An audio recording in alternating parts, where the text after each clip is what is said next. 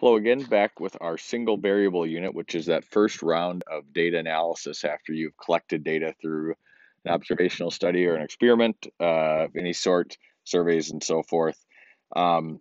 This is broken up, first of all, by measures of center and measures of spread.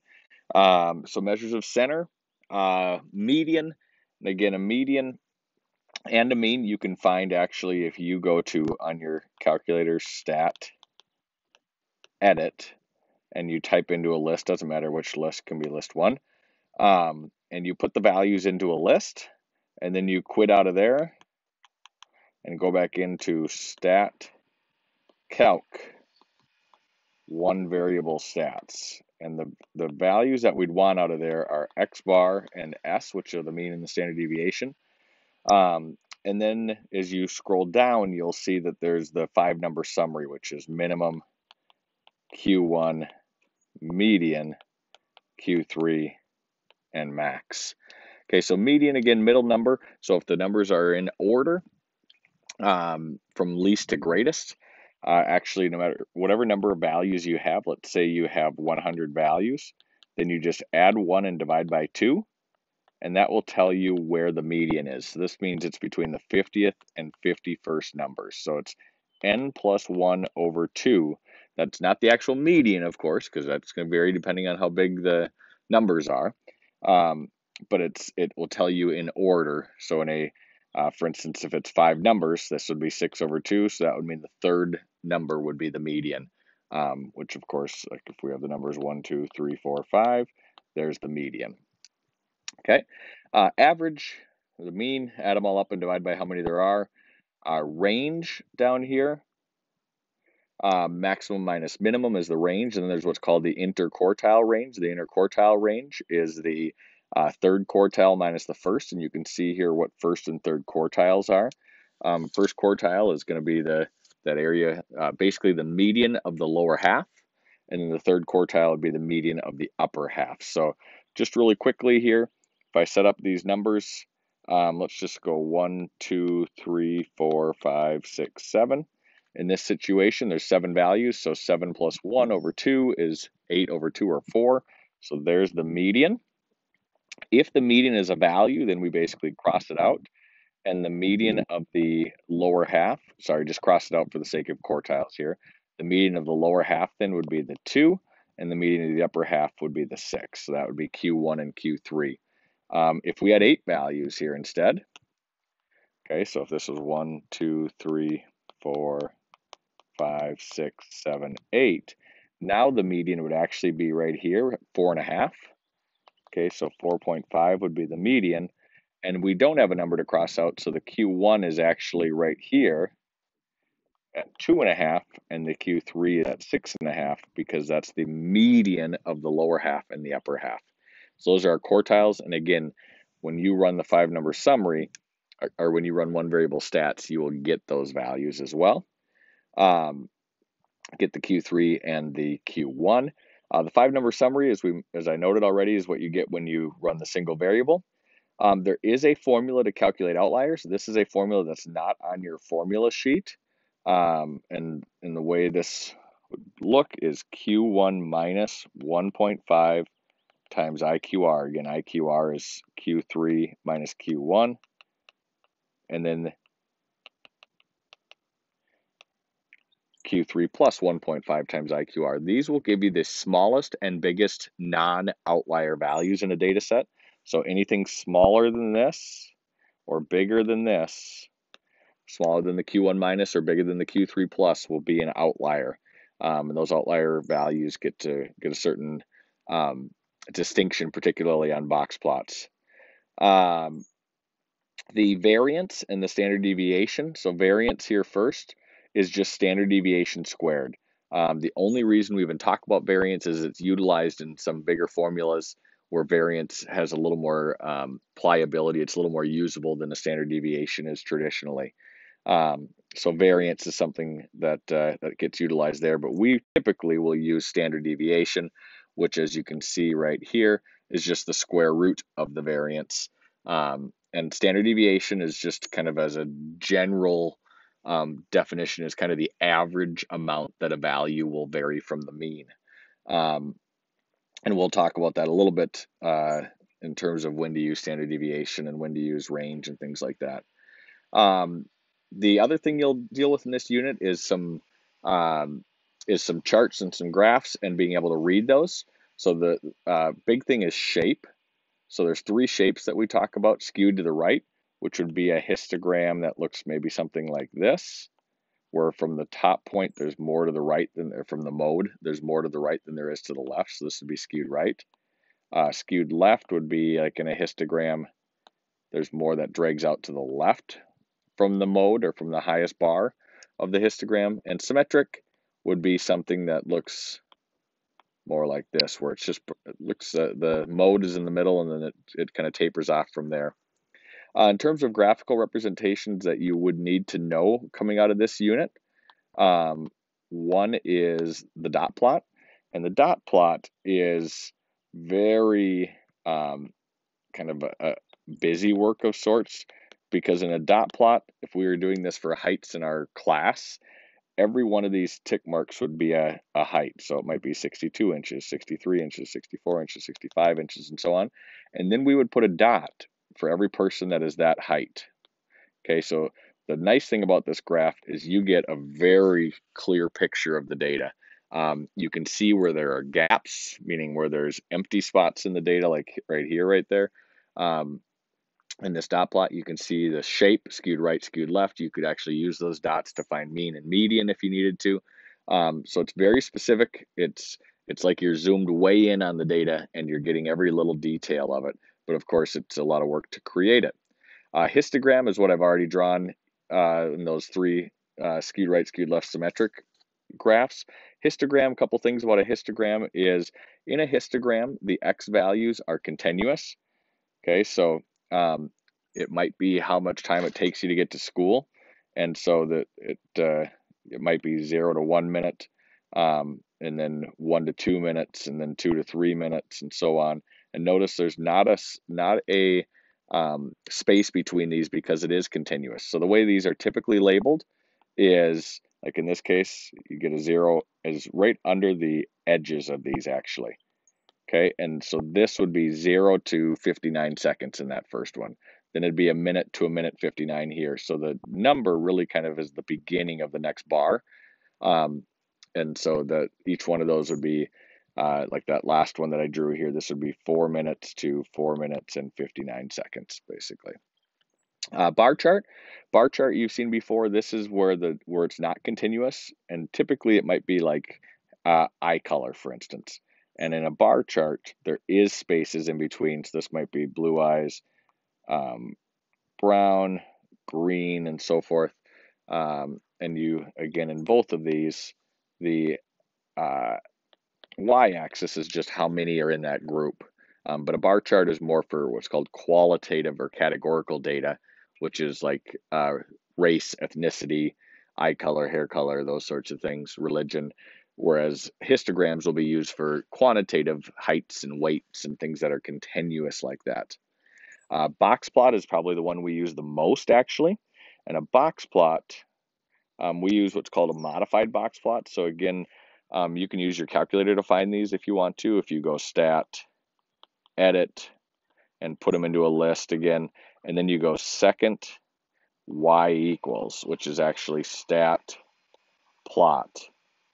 And then you turn your plot on, and you want to do what's called a modified box plot, which is the box plot that actually shows the outliers on the calculator.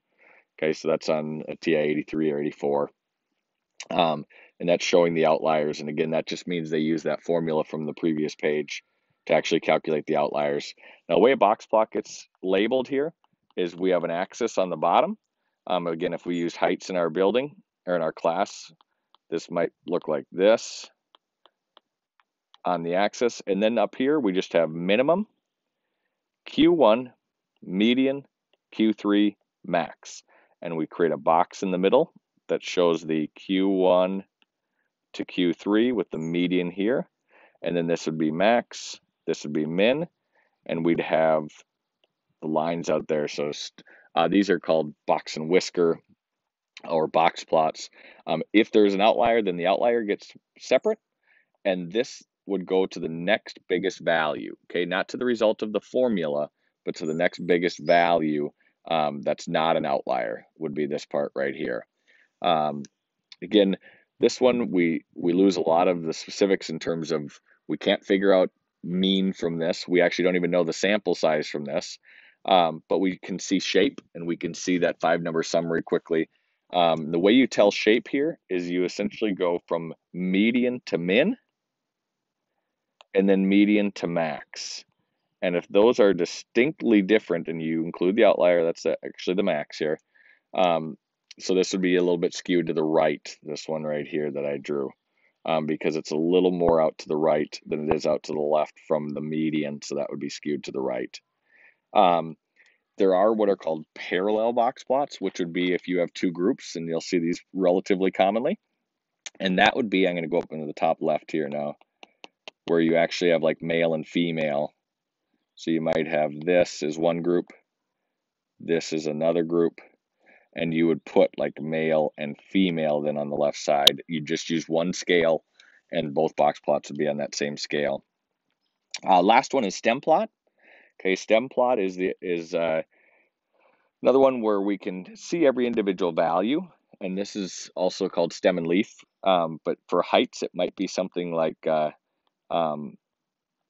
this, and we would have a key down here that line 7 equals 67 inches or something, and then you would just put the tens digit here and the ones digit here. The last one will always only be a single value. So if this went up into the hundreds, we would actually put a 10 here. And if there's not a value in that row, you still have to put it there because it's still important to the shape. So this might be something like this. And let's just say if for some reason we have no heights in the 70s, but we have some in the 80s, then it might look like this. And these don't have to be in order, these numbers. You can if you want to, like if you're going to find median and stuff off of that, then it's helpful to have them in number order, but they don't have to be. You do need the key, that's required. And then if this weren't height and it were, I don't know, length of sticks you found in your yard, this might be 6.7 inches now. Okay, and you can change that, and you wouldn't change anything with the stem plot. You just know now at the bottom that you've denoted that that's 6.7. So that just puts the decimal place in there for you. So this is a stem plot. You could have what's called split stems, you might see, where we have so many in the 60s here that we actually put another one, and we do put 60 to 64 in the top group, then 65 to 69 in the bottom, just because there's so many. You won't be required to do this really, but you might see it, and that just means the bottom half of the 60s getting the first one, then the upper half of the 60s, and then you'd have to do that for all of these. All of them have to be split if one of them split. And then the last thing you'll see is back to back, where again it might be male versus female, and now you'd actually put the male heights off to the left here. Okay, and that's called a back-to-back stem plot. And that again is just like what we'd use, just how we use the parallel box plot there, is that there's two of them. Last thing here, what you want to look at in these graphical representations is you want to look at measure of center. And you'll see here it says use mean if symmetric, use median if skewed. That's because of a term called resistant versus non-resistant. And resistant versus non-resistant is just what happens if you have huge outliers. And as an example of that, I'm going to go way up top here. If I take the numbers 1, 2, 3, 4, 5, 6, 7. Right now, my mean and my median are 4. My range is 6. Q1 and Q3 are right here, 2 and 6. So that would be an IQR of 4. But if I were to change 7 to 7 million, well, now my median is still 4, but my mean is like 1 million. So that's why, in this case, that's why we use mean if it's symmetric and median if it's skewed, because the mean gets blown way out of proportion. You see that a lot like in professional sports salaries. The mean salary for the Twins for a few years there when Joe Mauer was the only really highly paid player, the mean salary was like 4 million, but the median salary was like 550,000. So Again, if you want to portray players as being overpaid, there you'd use their mean. If you want to portray them as being underpaid, if you can call 50,000 underpaid, that would be the median in that situation. For spread, standard deviation goes with mean. So, and again, if you look at my example up here, standard deviation got blown up when we changed that to 7 million. That's why we use standard deviation if it's symmetric. And we use IQR if it's skewed, because in this case, when I changed it to 7 million, that did nothing to my IQR. That was still 4. So IQR, if you get outliers especially, IQR is a really nice one to use because it doesn't get blown up by those outliers, provided the data set's big enough. Range does get blown up. So range is not resistant. So as we look at, so I guess I'll just write them all down here. In terms of resistant, it's median and IQR. Non-resistant is mean, standard deviation, and range. Okay, so those are resistant, non-resistant. You don't have to know the actual term resistant, non-resistant, but you do need to be able to explain which ones get blown up or not by huge outliers. And so range, it does get blown up by those outliers like it did up here with the 7 million, but it's so easy to find that we typically use it anyways. So in general, we try and say we're going to use the mean and the standard deviation if it's symmetric. We'll use the median and the IQR if it's skewed, and then we just kind of always use range because it's so easy. Shape, again, you're going to note if it's symmetric, skewed right or skewed left. Symmetric a lot of times shows up when we start to get normal curves or bell curves, but symmetric here also, again, we talked about symmetric on this one here with the histogram. We talked about symmetric a little bit when it comes to the, like this is a symmetric box plot up in the top left because the median to min and median to max are pretty similar. And then skewed we talked about again over here, and that can be same thing in this box plot here that's skewed to the right that I have over on the left side about in the middle there. And then finally, you note any unusual characteristics. Are there outliers? Are there gaps in the data, which you can't see like in a box plot, but you can see in a histogram or a dot plot or a stem plot? And then is it bimodal, which means it spikes up twice, it has 2 modes? Or is there anything else that stands out? And they are very critical about this. If they have certain things that stand out, you should note them. There was one question where there was a gap in the 20s that you could see on the stem plot, and they asked what was the most important feature, and that's what they wanted you to mention. And if you didn't mention the gap at all, and you mentioned everything else, you could only get a 2 out of 4 on that question because the gap was so important. So in the end, you measure center, shape, spread, and any outliers. Or sorry, any unusual characteristics. And so there's kind of this, you can use acronyms. You've got center, shape, spread, and unusual features. So that's CUS if you change it around, or you could change that letter for unusual features to make it something else. But whenever it asks you to describe a distribution, which is common, this has been asked a lot on AP exams, describing a distribution would include all of these items. Is a measure of center, and you don't need to necessarily give the measure of center always, unless it's something that's easy to find, but you do need to denote like around where it is, and you do need to denote, if it's around where the IQR standard deviation is, or particularly if you're comparing 2 distributions, which one has the bigger center measure, or are they about the same? Which one has the bigger or smaller measure of spread? And that's important, and it's all in context. So you're always going to answer those. That the median height for males was greater than the median height for females, but the range for female heights was greater than the range of male heights in inches and things like that. So you always are comparing, and you're mentioning all those, not necessarily specific values. The specific values are really kind of if you just have one group of data. So if it's just male heights, then you might have specific values. But again, then male heights are skewed to the right while female heights are roughly symmetric. The male heights did have an outlier here. The female heights had a gap in this area. So those sorts of things are what you're going to mention. And we'll leave it at that. And that is single variable. Thank you. If you have any questions from this, please just feel free to ask.